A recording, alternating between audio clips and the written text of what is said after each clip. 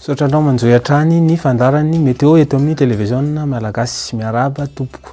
Raha momba ny toetrandrontsika amin'ny ankapobeny dia mbola alazay antonony hatrany no mandrafitra ny toetrandro. Fanaizana dia mbola mitoetra hatrany ny rivotra somary mafimafy amin'ny faritra avaritry ny nosy aty atsimon'ny nosy aty. Tahaka izao no mety ho toetrandrontsika ara-pitso sabotsy. Raha ny maraina dia isorana tandrifon-drahona amin'iny Sava iny sy amin'iny faritra Nalanjorofo, Atsinanana, Vatovavy ary Atsimatsinanana iny. Torak'izay koa amin'iny ilany Atsinanany, Orombesy, Oty Matsiaritra iny. Ny faritra sisa moa dia andrasandraona sy masoandro ary balika zany ny aty andrefana. Fa ho isy zavona vao maraina fotsiny zany aty amin'ny manodidina ny Toliara aty.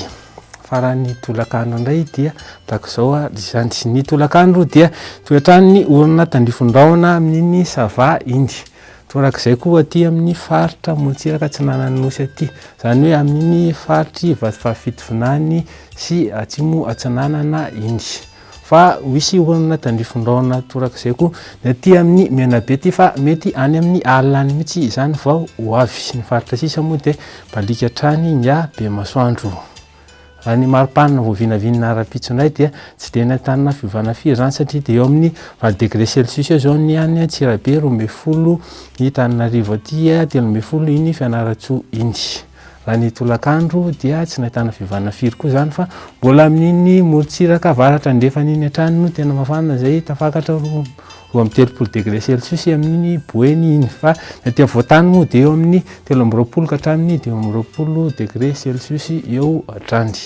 Toy izany ihany ny toetrandro amin'ilay tanàn-dehibe rehetra raha ho any ianareo. Ny any Milano dia ho maina ny andro fa any Paris, Johannesburg sy Nairobi dia isy orana tandrifon-drahona. Rakotrika izany any Bangkok. Raha izay ny toetrandro amin'ireny vilona reny ahoana ireny toetrandro amin'ny nosy manodidina ny Madagasikara. Ny pôly dia isy orana tandrifon-drahona. Ny faritra sisa zany hoe Seychelles, Comores sy Saint-Denis dia ho maina hatrany. Izay indray ny afaka atolotra amin'ity alina ity. Veloma tompoko.